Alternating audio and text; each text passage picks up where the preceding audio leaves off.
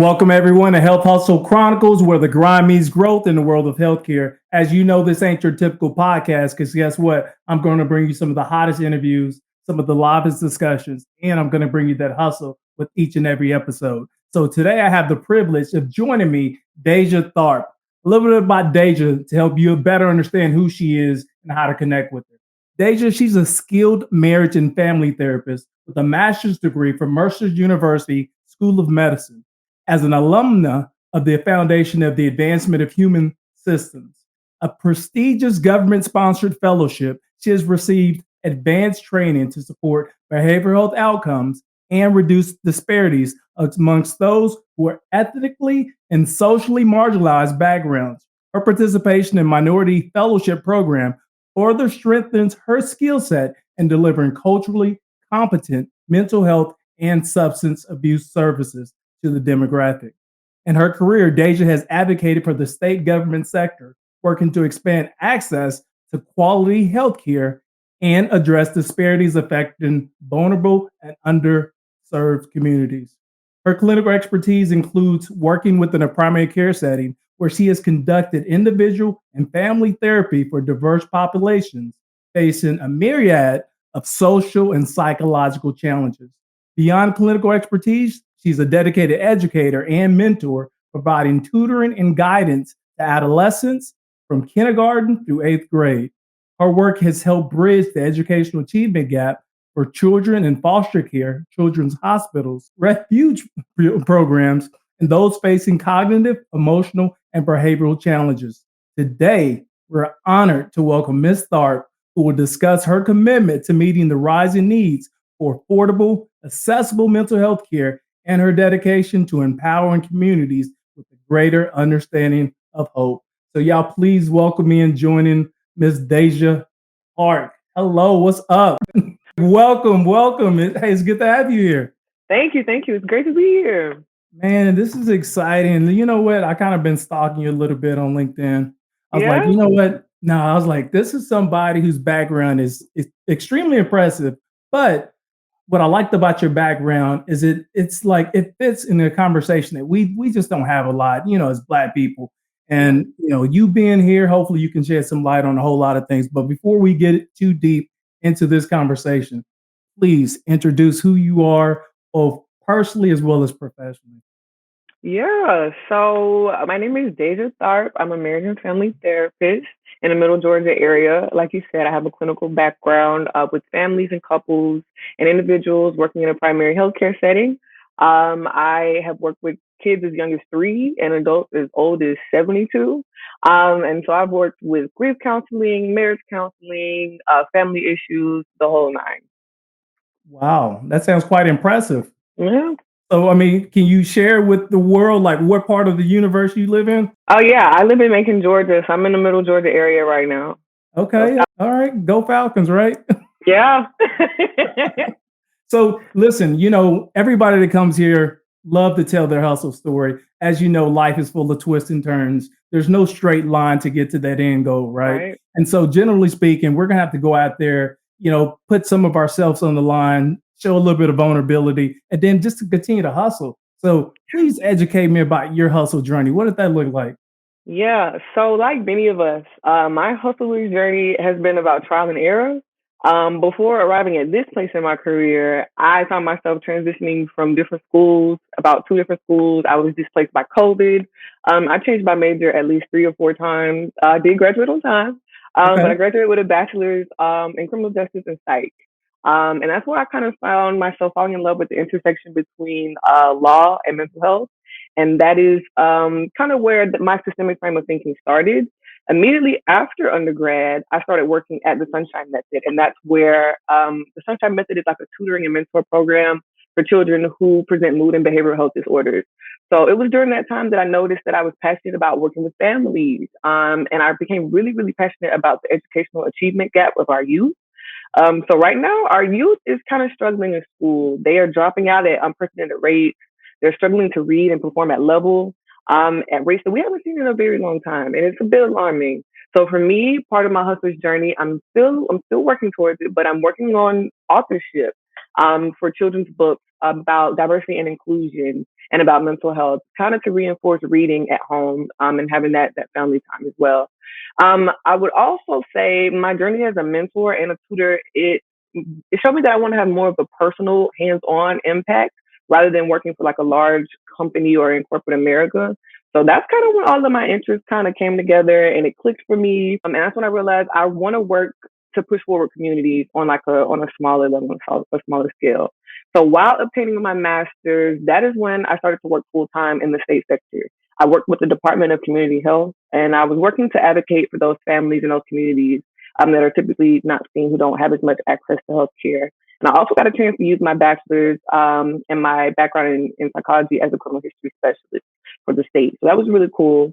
And that job kind of blessed me in a way that it allowed me to matriculate through my master's, to help me put myself through my master's. So that was a big blessing. And so during my master's, that is when I started on my clinical journey. And I started to work at a primary care doctor office where I started to work with families and individuals and couples. And that's when I really realized, like, okay, this is where home is. Therapy is what I want to do.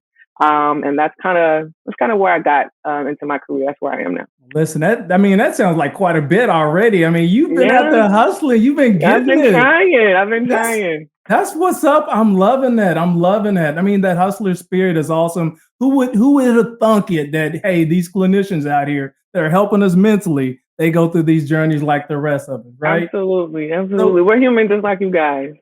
I mean, you know what? Half the time we're thinking that you're not human because that's why we go to you. It's like, you know what? If my human problems need to be solved, I need to go to somebody that's not Right. human that's going to help Right. me out. Yeah, Right. that is awesome. So you mentioned how our kids are struggling today. You have any insight on why that is? Like, why are we struggling more so than any other period of time?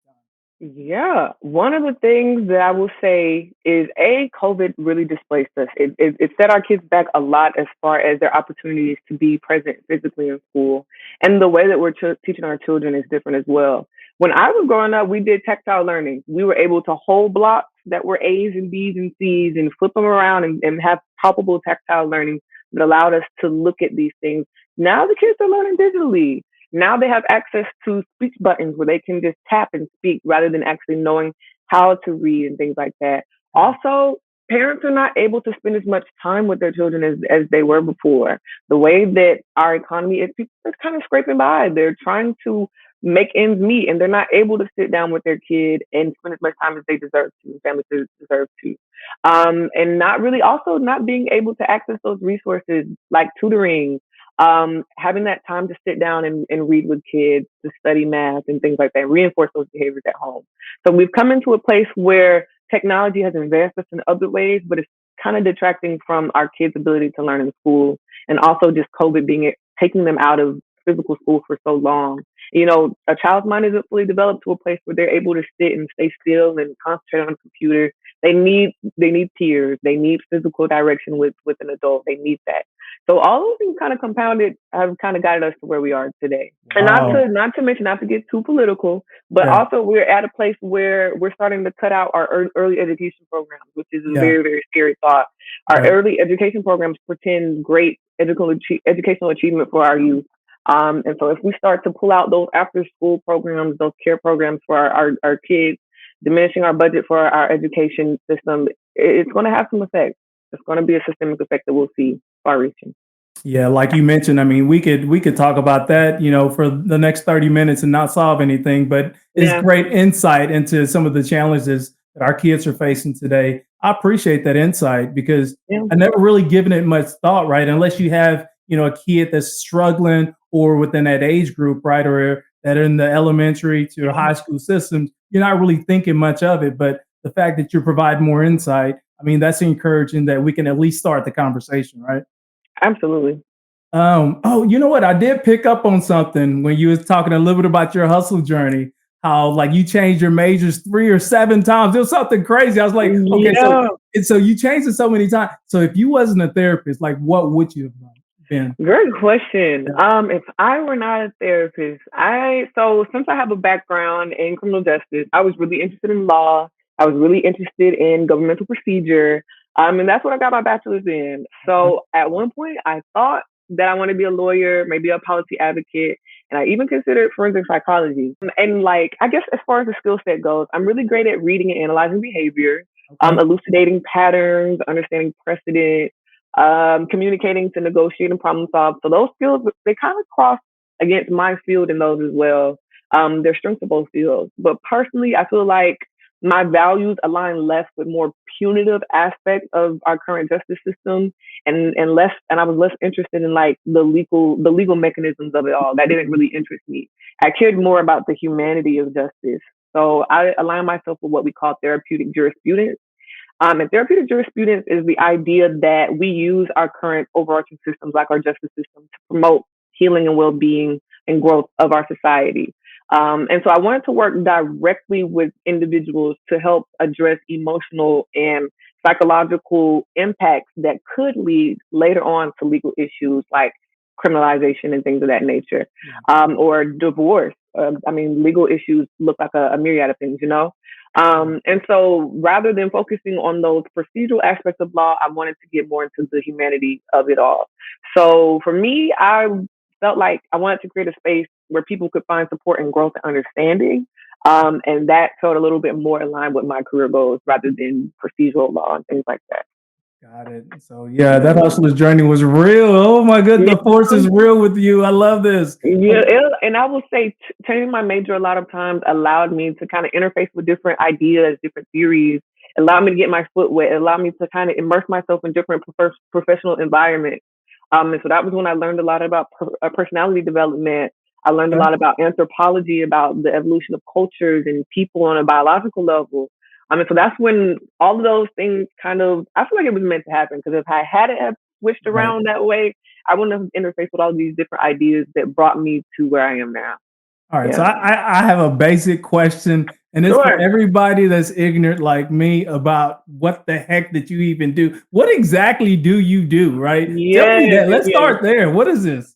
Okay. So I'm glad you asked this question, because people Uh, always joke around and say therapists just talk all day, right? right, right, right, And right. Like you talking now? Go ahead. Go ahead. it's not quite true.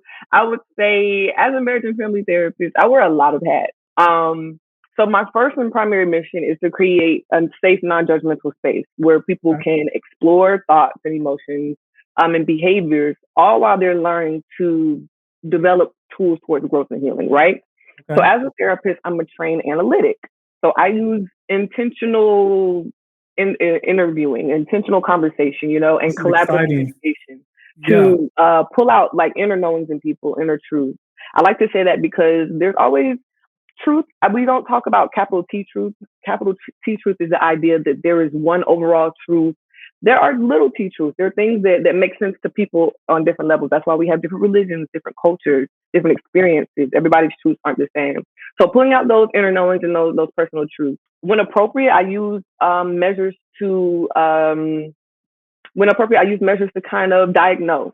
So I can diagnose depression, anxiety, PTSD, all these different things using these standardized measures, right? So that's what I Okay. use those when it's appropriate. I help people with skill development. I help you with communication, conflict management, stress management.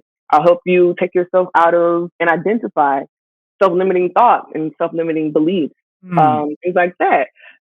When necessary, I do crisis intervention. Like if, like let's say I'm working in a hospital and we have a patient who is suicidal, sometimes I do crisis intervention. Or if we have a child who communicates that they're being abused at home, I do crisis intervention in those aspects. I'm an advocate. I help people connect themselves to social networks, other mental health professionals if they need more specialized care, community resources, things like that. Therapists, we find ourselves in all different types of sectors. So you can work in schools and universities, you can work in hospitals, veteran affairs, Fortune 500 companies, nonprofits. I mean, we're in a multitude of places, serving a lot of people in a bunch of different ways. So we do a lot of things. Wow. Wow. Yeah, I mean, Yeah, it sounds like quite a bit. It makes me think of like one of my favorite HBO shows where there was a therapist involved with like these private equity banks, right? And yeah, she would come in and speak with all the associates just to make sure they're mentally prepared for that day's task. So you're right. It's not necessarily in healthcare that you're going to yeah. find these therapists. Wow. That's Yeah. interesting. So like you touched on this just a little bit, but Mhm. like what it really inspired you to go down this path? Yes. So, what inspired me to go down this path? I was raised by a community of helpers. My Okay. grandmother is a respiratory therapist. My mom is a physical therapist, and my father is occupational therapist. Man, So come I on, was family therapist, a I was therapist? raised by a family That's of intimidating. Oh my goodness. no, no, no, no, no, No, absolutely man, come not. on. I can't like, come on. You don't have no date. I already know you don't have a date because I would be scared to come in your house. I mean, Oh, no, please. no, they gonna judge Yes. me. No, no way, no way. But yes, so I was raised by a family of helpers. Like I said, my father's occupational, my mom's physical, Wow. and they operate as contract workers for their business therapeutic endeavors. So I Okay. grew up watching them as a little girl firsthand, not just fortifying people's bodies, but also fortifying their minds. Okay. They kind of taught me that when working with people who are having these hard times, whether it be a change to their body due to a drastic illness, whether it be age, a certain level of defeatism can kind of follow this Hmm. state that they're in, right? So I watched as a little girl, watching my parents kind of getting to know each client on a personal level, trying to figure out what it is that motivated them, what they connected to, helping them to attend to more realistic goals by motivating them and promoting their own sense of agency. So I watched them build up that mental resilience so that way they could build up, that physical resilience. I watched them help people deal with the impact of chronic pain and pain management. My parents taught me very, very, very early about the symbiotic relationship with the body and the mind. And that's something that kind of has come into my career with me. And so I understand what it means to cope and build resilience even when the body feels a bit broken. And sometimes the mind is that same way too. Sometimes the mind is a bit broken and you have to find a way to build strength and resilience even within that. Right. So despite them having those occupational changes, my parents found a way to connect to the agency and the empowerment of them and help the clients themselves believe in progress. So seeing the people who inspired me the most dedicate their vocation to helping others, it kind of sent me on a similar path. Okay. Definitely. Yeah. Definitely. Yeah. I mean, 100% it did. It didn't kind of, Yeah. it did. I know. Wow. So, okay.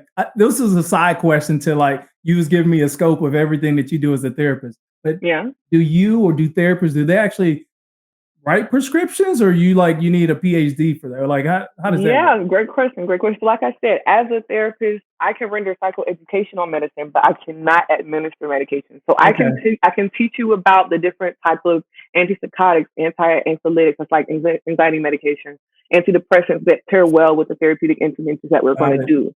I can teach you about how these things are going to shift you on a chemical, like a physiological level. I can teach Mm, you about side effects that you should experience. I can teach you about those things. So I can render psychoeducation, but I myself could not render those medicines to you. Psychiatrists could do that because they are okay. trained medical doctors before, and then they get their specialty in the mind as well. So those are the people who would administer those, or maybe even your MD could administer that. But me as a therapist, I could not render medication. Wow. Okay. Yeah, Interesting. You know what? A random question yeah. is the word crazy. Is that out of like, am I not being woke by saying that? Is there another word to replace crazy nowadays? What? I would not use that word to describe people who are struggling. I What? don't think at all we should label people. Instead, maybe we should just realize what they might be attending with. Like Right. even in the language that we use in the room, if we have someone who has an adverse relationship with substances, we say that. We don't Right. call them substance abusers. We don't call Mm, them addicts. We say this person, we recognize their personhood, and we say this person has an adverse relationship with substances. If we have someone who has been diagnosed with schizophrenia, we don't say schizophrenic. We don't label them as that. We attend to what they're contending with. So that's more what I would say is attend to what people are contending with rather than putting a label on man, you dropping knowledge today. Like this is tons of insight. I'm glad I asked these questions because I know I'm not the only one that be Yeah, yeah, yeah, thinking yeah. these questions. All right. So here's a really good one right here. How do Okay. you separate like what you do professionally from your personal life? Because I know Okay. you got to be looking at your friends and be like, "Girl, no, man, like You this is what you got know. going on and all this good stuff." Come on, talk to me. Okay. So Okay, talk to me. This gets good. this one is going to be a little long winded because there's a lot to say for this one. What? I Okay, would come on. say first and foremost, My favorite word is boundaries. Boundaries. So Okay. I first want to talk about on a professional tip. Boundaries as far as clients. So ethically, we have to have strong boundaries with our clients, right? Okay. Because and we talked about that at the inception of therapy through something we have called the informed consent. The informed consent is like it's a legally binding document that explains to our client our expectations of them and their rights when dealing with us. So before you even start therapy with your therapist, you're going to go off of your legal rights, your ethical rights with working with that client, as well as what they are expecting of you as far as going and seeing them in practice, right? So you have boundaries on that tip. Part of your informed consent is that we tell you that we can have no personal relationship with you outside of this room at all. Oh, So wow. this looks like not sharing personal phone numbers, not sharing personal emails, no social media. Like we can't engage with you in any. We can't even really engage with you in public. We can if we see you and you try to engage with us, we can wave. We might can say a brief thing to you, but we would never walk up to you and start a conversation with you because Hmm. that just kind of tips you on the ethical balance. So there has to be a strong boundary between the personal life and private life of clients and clinicians already from there. So we can't engage with clients outside of the therapeutic space that we've allotted for them.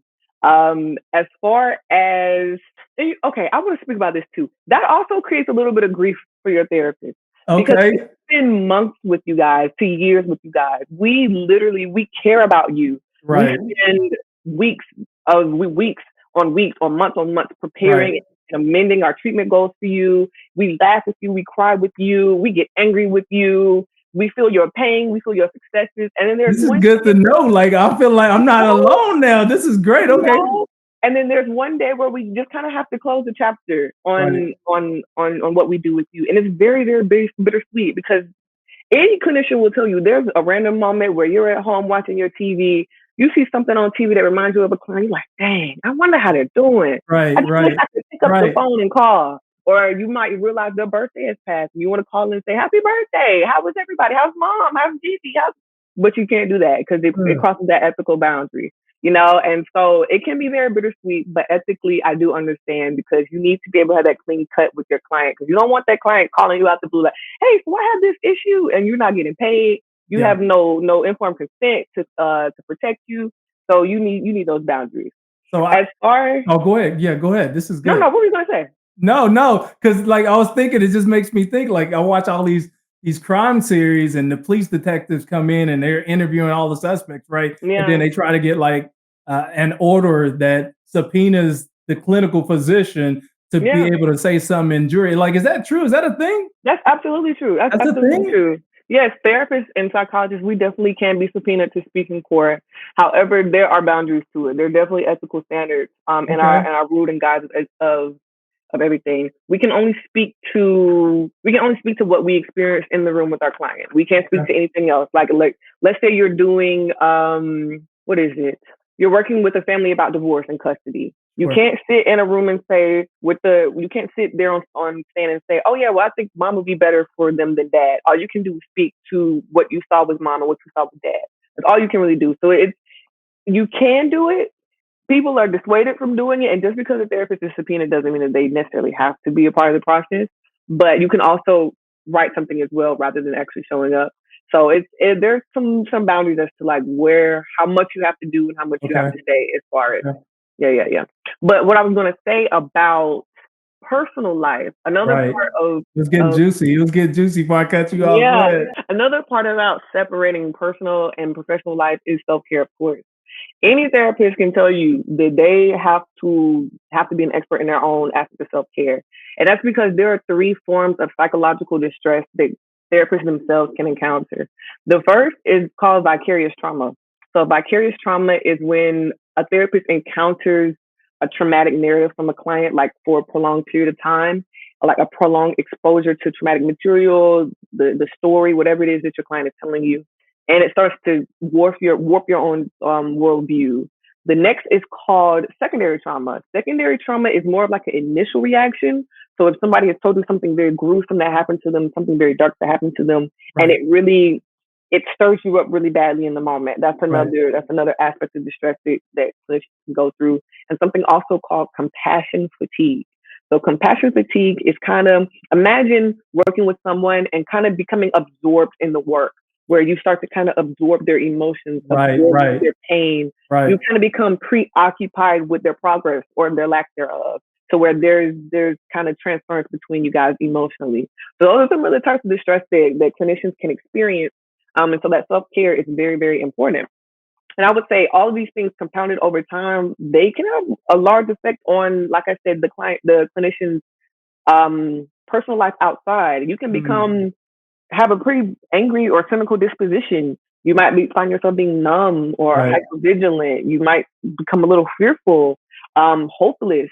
And then on the other side of that, you find some clinicians can find themselves having kind of inflated sense of self that once Yeah. I have interfaced Right, with right. your traumatic experience so much that I have this kind of grandiose sense of self about the work Ooh, related to the work that we do. sure. So while we have to give a lot of ourselves to the work, we never want to give so much that we lose ourselves and we Right, become burnt out from it. right. Now, on a personal tip, this is sticky, okay? Oh, it's something Because good. I already in your know. personal life, you want to show up for your people, right? You Sure. want to show up for your tribe. You want to be there when they call, but you have to Right, place boundaries there as well. As a therapist, any therapist can tell you your friends and your family love to come to you for insight. They love to pick your brains about what you know, yep, about yep. what I they would. might be missing, I right? would. Right, about Right, what they might be missing from this perspective. They love to pick your brain and they love to get empathy from you, right? right, And sometimes it's needed in the moment. However, however much I love feeling connected to my community, there are days where I just don't have it. Whether it right. be Okay. because I've experienced a very stressful day full Yeah, of a lot of conflict, marital conflict, whether I've heard a lot about grief that day or whether I've heard a very traumatic narrative that day, I might not have it in me to present myself as needed for a friend or family. And that can be taken kind of personal when someone is in the midst of their own thing and they're coming to you just like, look, I don't have it. I can't do this today. right. And it kind of feels like you're kind of like pushing them off sometimes. But Yeah, sometimes you have to set that boundary, like, I've had a very stressful day. I got to take my therapist hat off right now. And also, you have to balance that need to be truthful while still trying to respect the sanctity of that relationship. right. The same way clients don't listen to everything we say, our family and friends sure do not listen to everything that we say. Okay. And so there in your personal relationship, there's a lot more at stake. You Yeah, want to be truthful, you want to be right. helpful, but you also want to protect the sanctity of that relationship. So sometimes you have to tell them, I'm not your therapist, I'm your homegirl. I'm not your therapist, I'm your brother, I'm your sister. And you have to put that boundary there and show up how you can, but not overextend yourself. You know? Good stuff, man. Like, listen, Yeah. you're like debunking a lot of myths that I already had in Yeah. my head, and you're bringing fresh ideas and just insight into what you're doing. And that's why we're here to help educate people about, your practice and the outcomes that you're looking to achieve. Yeah. But I know we're debunking myths, right? But there have to be Mhm. like some misconceptions about Oh, what you do, please. right? In your industry. Goodness. Can you talk a little bit about some of those Yeah, misconceptions? there are plenty. Like, I could go on and on about this. I'll No. name a few. Okay. So the first misconception I would say is that people often believe that therapy is just for people who have severe illnesses or crises, right? Okay. Therapy is for a myriad of things. It's for premarital counseling to make sure that you and your partner, before you engage in matrimony, that y'all are on the same page, that you agree on the same things, whether it be about family, how you're spending holidays, how you're going to rear children, whatever it may be, making sure finances, all of those things. They have financial therapy, whether it be about marital conflict, infidelity, whether you're trying to learn how to communicate better with family and friends. Maybe you're struggling with substance use. So we see a lot of different things, and it does not require like severity for you to go seek a therapist. Hmm. Another one that I would say, All right there, because already you're thinking yeah, the key word was severity. It doesn't require severity because most of us yeah, we're thinking like I need to be broken. I need to be at yeah, my lowest to seek a clinician or a therapist to help me with my problem. So you're telling me that's not the case. absolutely not, Okay. absolutely not, absolutely not. And to go on with that, I feel like people believe that once you have to be at a very fragile, weak place Exactly. to seek it as well. Absolutely. Right. Right. I think another thing that is a misconception that sometimes hinders people is that they think that therapy is a quick fix, that it's a bandage they can put over. Like, oh, we went to therapy, we're good. I can't go Not at one time. all. I can't go one time. Absolutely not. Oh, Absolutely not. Therapy is it's like muscle building. It's like going to the gym. You have to build that muscle over. It's building Okay. that skill set from the ground up, right? So people often think that they can gain progress just by actively listening to the therapist without putting any practical action in. And that's not how this process works. Okay. You have to come into therapy with open mindedness, with a willingness to acknowledge your harmful patterns, your limiting patterns, and the agency to attempt, not necessarily even break them all, but to attempt to circumvent those things. It takes the willingness to fail because patterns, they don't get broken overnight. And progress Ooh. doesn't erect that way either. So it's not at all a quick fix. It's one of those things, just like going to the gym. It's a skill set that you build over time. There's a, Definitely, definitely. there's a Yeah. couple of key words that I need to really drink to that you mentioned. One was Mhm. setting boundaries. I'm going to drink to that. Okay. And this is just water. And I got to keep my skin looking good. Like I got to listen, I got to keep the skin looking good. So I always Right. got to stay hydrated, right? So setting Okay. boundaries. And what's the second one that you just mentioned? Oh, that was really good. Oh, it was something about fear you was talking about, and overcoming your fear in order to challenge yourself. Or how did you say it? Yeah, being willing to be open minded, being Right willing to acknowledge your patterns, and being able to attempt to circumvent those things. there you go. Understanding that you're not afraid to, don't be afraid to fail in the therapeutic That's process. It, that's it what it teaches you was. Yep. something. Yeah, Yep. it teaches you something. And once you fail at it, you learn how to better come to circumvent that problem. So All right. not being afraid to fail at therapy and being able to pick yourself up when the things that we've tried may not work and trying to look at them or attempt them from a different perspective. All right. So I'm human like you are. We're judgmental creatures of habit, right? And Yeah. so being judgmental, and I'm not saying it's me, but I heard from other people that therapists generally are the ones that use drugs more than anybody else in the industry. Oh goodness. It's not me. I just heard it from like it was somebody else. They said that. So talk to Okay. me. Give me some insight. Like what's the truth? Okay. And like Okay. how is drugs, I guess, viewed by from a clinical standpoint? Like help me give me some insight Okay. on that. Yeah. First, I want to address what you said about therapists using drugs, right? Okay. So the field of therapy can be immensely rewarding. It Sure. also can be very taxing, very laborious, right? And so that takes me back to those type of psychological distress that clinicians can go through, that vicarious trauma, secondary trauma, compassion fatigue, right? Yeah. And so I first want to acknowledge that coping skills in the field is very important, and you have to be able to continuously do them to be effective in the field and to also have a happy, peaceful life outside the work that you give yourself Okay. to, right? So with that being said, there are definitely healthy and unhealthy coping skills, but it would be remiss of me to overgeneralize substance use in that way, right? So substances are not inherently bad. It is the relationship that we build with that substance. Talk to me. All right. So, The right. relationship. So Okay. this frame of thinking is what people in social work and therapy called harm reduction. So harm reductionistic thinking. So when we're thinking from a harm reductionistic standpoint, we think about context and intent. We think about coping mechanisms and maybe emotional attachment to the substance. We Okay. think about balance and moderation in use. We think about individual vulnerabilities and individual differences like family history, genetics, environmental reinforcement. We take in all these things to make sure that our use is mindful, right? So yes, people of all professions use substances, right? Got And I you. also want to clear up the word drug because I know often we can use drug as like a buzzword, right? Sure. Yeah. So Yeah. drug is not inherently something harmful or illegal, right? A drug is any substance that when it interfaces with the body has a physical or a physiological effect or a psychological effect on the body, right? So Right. that could be nicotine, that could be alcohol, that could Sure. be marijuana, Okay. that could be Hard painkillers, drugs. that could be coffee. Right. Coffee is a drug by that definition. Ooh, I can't give So up my coffee in the morning. Don't. okay, right. All So right. with that being said, we have to think of substance use in that overall framework. That a drug is not necessarily something that we should stigmatize and give it an inherent bad label to it. But we have to understand that it's a relationship that we deal with it, and we have to think of it in what way can I use this effectively without creating harm for me or for anyone else that I love. So Okay. with that being said, we try to attend to the relationship built and to make sure that it's not having an adverse effect on daily functioning or overall well-being, making sure that we're using mindfully. So it's not a bad thing. It's just moderation, usage, things like that. Absolutely. It's not frowned Absolutely. upon. It's just maintained. Make sure it's maintained at appropriate levels, and Yeah, you're reaching the outcomes that are appropriate for that particular drug. Is if I'm right. understanding. And I'm in Okay. no way advocating for people to break their local laws. Right, However, right, I do right. Yeah, that's understand important to that. mention because there's Right. some states that are not legal, like Texas, but we're not going to go there. So let me Yeah. let me ask you this one here. What Okay.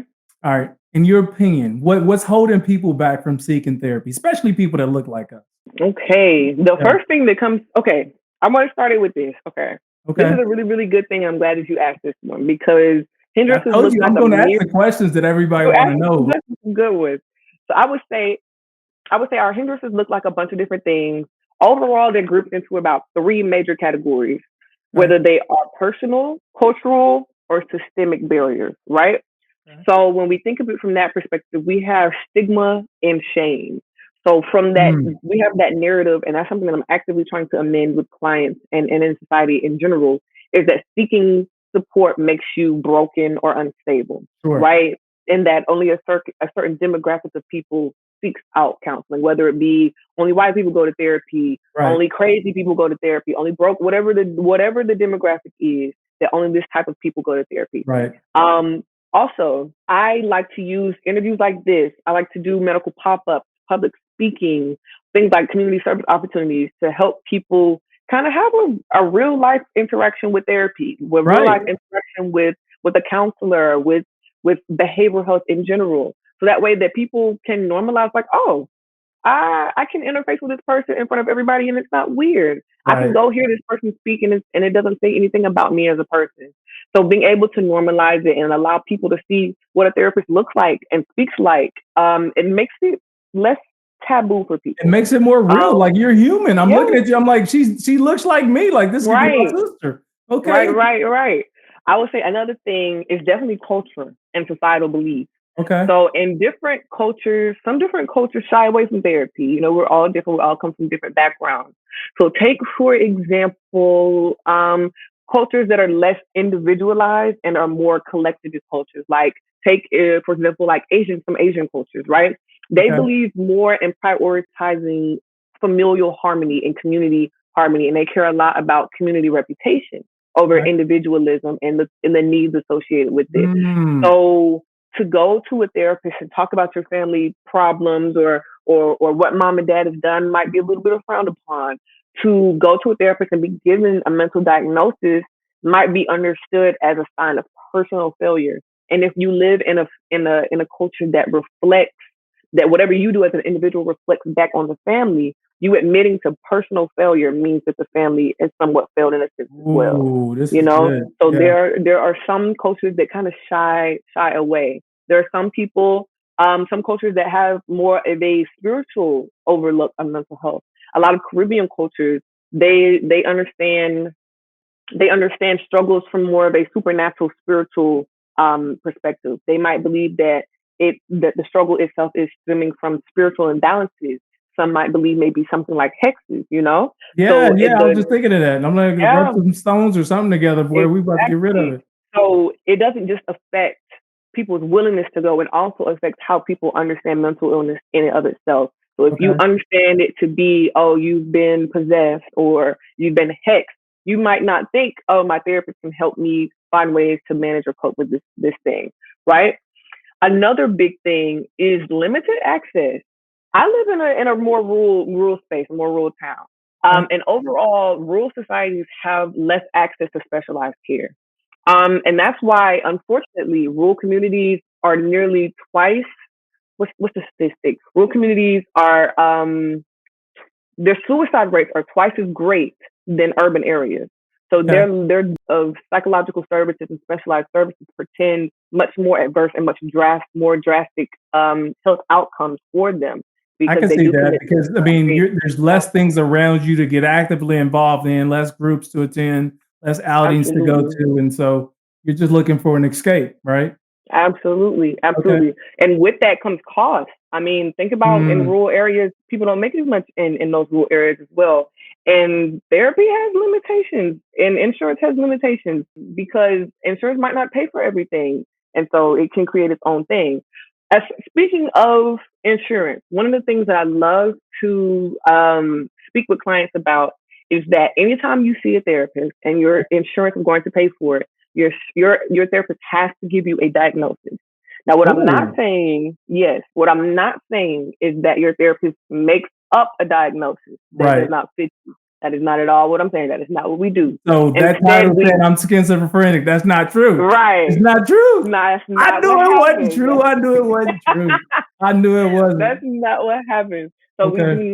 we don't fabricate diagnoses. So Okay. what we do is we might find a diagnosis that aligns more with the symptoms that you are presenting.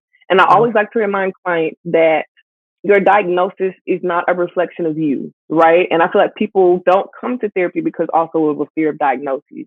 Right. Um, your diagnosis does not define you. If anything, it defines the way the world has failed you and how you have tried to and how Mm. you've tried to cope with that reality. You following me? No, that's So I deep. feel That's like for a deep. lot of people, that fear of I don't want to be labeled as this and it be forever on my documentation is something that holds people back from seeking it. But like I said, it's never about your diagnosis is never about defining you. It's defining the symptoms that you're experiencing and it's defining the way that the world has failed you and the way that you have attempted to cope with that reality. So those No, are I some of the think. things that really tend to hold people back. As well as I would also say, as well as spirituality, we often, Ooh. especially in Southern communities, we love to try to pray away the problems. And I am a Christian, and I do believe in God, and I do Right. believe in going to seek counseling and all of those things.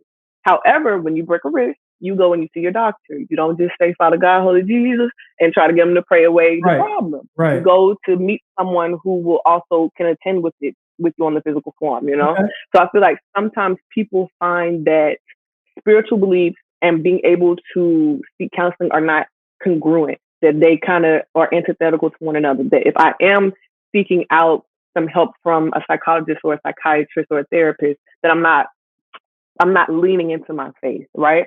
So I also like to clear up with people that you being able and willing to say, I need to talk to someone, I need to be seen, I need to be heard. That is not in any way you saying I'm neglecting my faith and other aspects of my faith and not leaning on my God, you know? Right. So those are some major hindrances for sure. That's deep. That's good insight. I mean, I think the big one Yeah. for a lot of us that label. Who wants a label, a tag on Yeah. yourself saying, "Oh, he's got such and such," and you know what I'm Yeah. saying? Like, I don't want that label, but the fact that you just like it's a hindrance that we're working through, but it shouldn't stop us from actually seeking therapy. Is what I'm Absolutely. understanding. Okay. Absolutely. All right. Listen, this conversation has been really juicy. It's been really deep, very impactful and insightful. So I got to ask you, okay, what impact are you really trying to make? Like real talk. What are you trying to do?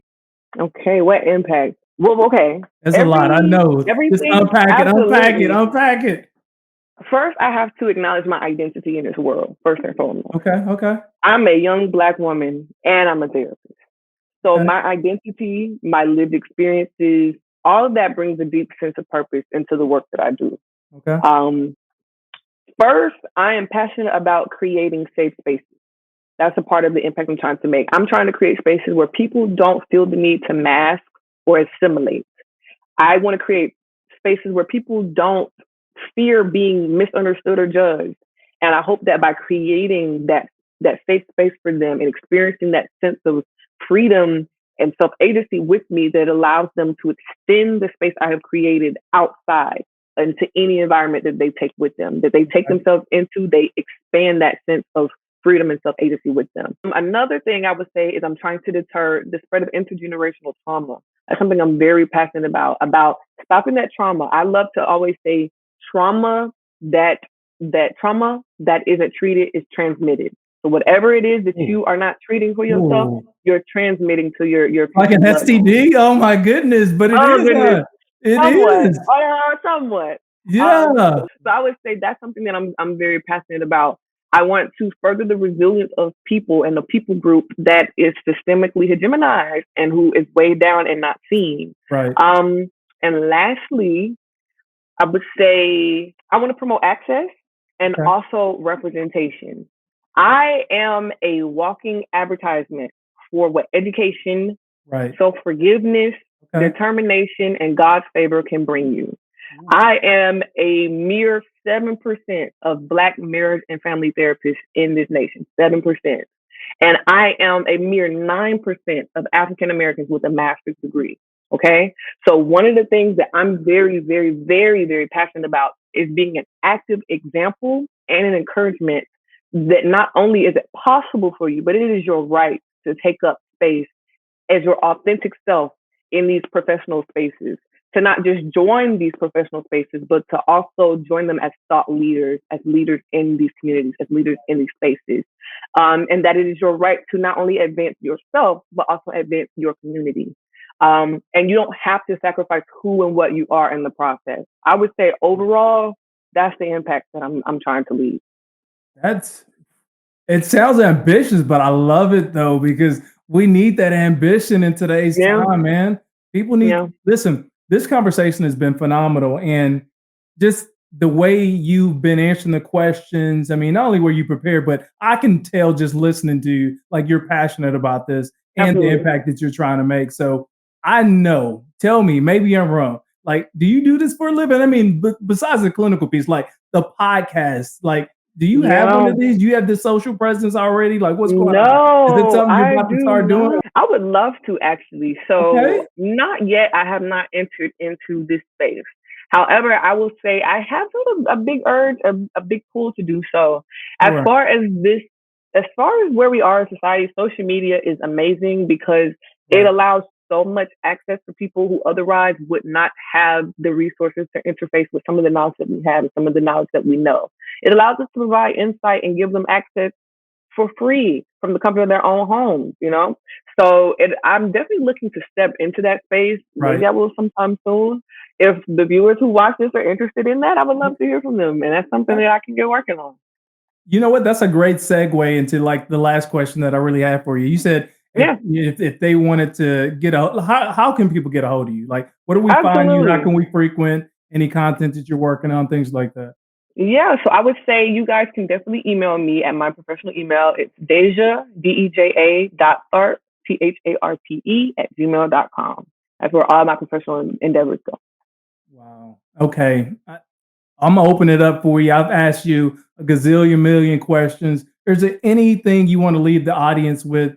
And you don't have to, but I just want to make sure I open up the airways to allow you to get any additional thing off your chest that you feel free to Yeah. get off. I always just want to encourage people if there is any pull at all, if there's any piece of you that says, I desire to be seen or to be heard, speak it out. If there's Mm, any piece of you that says, I feel like I want to step into this field, go for it. It doesn't matter mm, what age you are, it doesn't matter what you look like. Anybody can learn from anyone. And it doesn't matter if you've come from a different career. We love people from different careers because they bring in a breadth of knowledge that's very beneficial. I have coworkers who work in who have worked in finances, and so that they do financial therapy. There's a niche for everything. So if there is a pool at all for you, go for it. Don't feel limited by anything that you've been or experienced before. Go for it.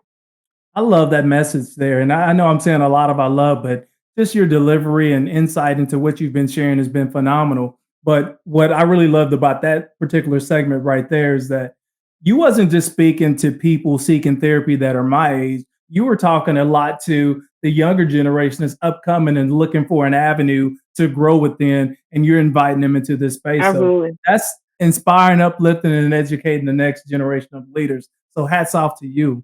Yeah. Thank you. Thank you.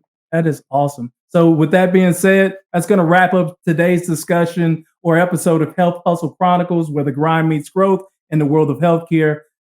Pleased and I was blessed with the appearance of Deja Tharpe. We found out she's a marriage, family, and clinical therapist. She dropped all kind of insights and nuggets into debunking a lot of the myths that you and I have. So you want to make sure you tap in with her and drop some comments about whether or not you liked her segment or not. Until next time, hustlers, let's get it.